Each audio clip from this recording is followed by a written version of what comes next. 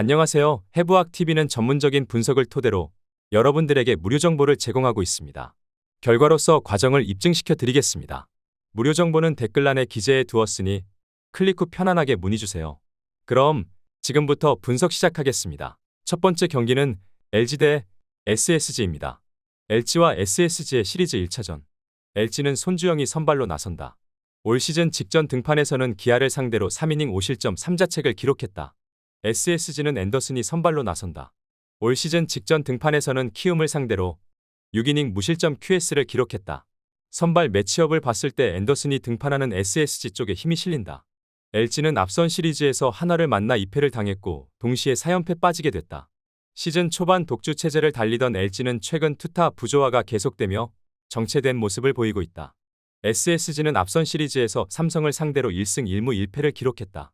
시리즈 마지막 경기에서 승리를 거뒀다는 점이 대단히 반가웠다. 결과를 떠나 시리즈 내내 마운드에서의 안정감이 좋았던 것이 반가웠고 타격감이 좋다고 보기는 어렵지만 직전 경기에서의 경우 전반적으로 타구의 질이 좋았다는 것이 긍정적인 요소였다.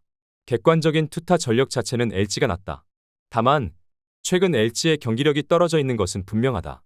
9위에 있어서만큼은 리그 최고 수준이라 평가받는 앤더슨이 선발로서의 제 역할을 다하고 탄탄한 불펜과 타선 모두 힘을 더하며 원정팀 SSG가 시리즈 첫 판을 따낼 것이다. 두 번째 경기는 롯데 대 NC입니다. 롯데와 NC의 시리즈 1차전. 롯데는 나균환이 선발로 나선다. 올 시즌 직전 등판에서는 두산을 상대로 4이닝 3실점 1자책을 기록했다. NC는 최성영이 선발로 나선다. 올 시즌 직전 등판에서는 삼성을 상대로 0.2이닝 무실점을 기록했다. 선발 매치업을 봤을 때 나균환이 등판하는 롯데 쪽에 조금은 더 힘이 실린다. 롯데는 앞선 시리즈에서 키움을 상대로 스윕에 성공하며 상승세를 이어나갔다. 최근 7경기에서만 6승을 쓸어담는 등 최근 페이스가 대단히 가파르다. NC는 앞선 시리즈에서 기아를 상대로 1승 1패를 기록했다. 시리즈 1차전에서 대패를 당했으나 2차전에서 영봉승을 거두며 4연패 탈출에 성공했다. 그리고 3차전은 우천으로 수년되며 하루의 휴식을 취했다. 흐름과 분위기에 있어 모두 롯데가 좋다. 뿐만 아니라 전체적인 투타 지표 역시도 롯데가 단연 뛰어나다. 다만 롯데도 최근 불펜에서의 아쉬움은 분명 있다. 금일 등판하는 나균환이 좋은 공을 뿌리는 피처긴 하나 사실 안정감이 큰 피처라 보기는 쉽지 않고 실제로 올 시즌 아직 첫 승도 거두지 못하고 있다. NC가 최근 부진하긴 하나 직전 경기에서 완벽한 투타 밸런스를 선보이며 영봉승을 거뒀다는 것은 분명 긍정적이었다. 하루의 휴식을 취했기에 체력적으로도 유리하다. 롯데의 정배당 메리트는 분명 떨어지는 경기다. 최성영이 최소 실점으로 이닝을 틀어막고 살아난 타선도 그에 응답하며 NC가 시리즈 첫 판을 따낼 것이다.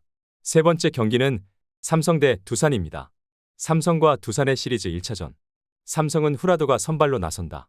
올 시즌 직전 등판에서는 NC를 상대로 7이닝 1실점 QS 플러스를 기록하며 승리를 따냈다. 두산은 잭 로그가 선발로 나선다. 올 시즌 직전 등판에서는 롯데를 상대로 7이닝 2실점 QS 플러스를 기록했다. 선발 매치업을 봤을 때 양팀 선발 투수 모두 충분히 제 역할을 다 해줄 것으로 기대된다. 삼성은 앞선 시리즈에서 SSG를 만나 1승 1무 1패를 기록했다. 결과 자체는 나쁘지 않았으나 시리즈 마지막 경기에서 패하며 8경기 만에 패배를 당한 것은 분명 아쉬웠다. 두산은 앞선 시리즈에서 KT를 만나 1무 2패를 기록했다. 특히 시리즈 마지막 경기에서 다 잡은 경기를 놓치며 무승부에 그쳤다는 것이 팀으로서는 분명 타격이 있었다. 흐름과 분위기, 에너지 레벨에 있어서까지 모두 삼성이 앞서 있다. 홈버프도 결코 무시할 수 없다. 뿐만 아니라 최근 전체적인 투타 지표까지도 삼성이 뛰어나다.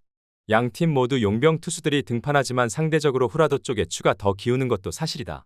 후라도가 선발로서의 제 역할을 다하고 타선도 그에 응답하며 홈팀 삼성이 시리즈 첫 판을 따낼 것이다.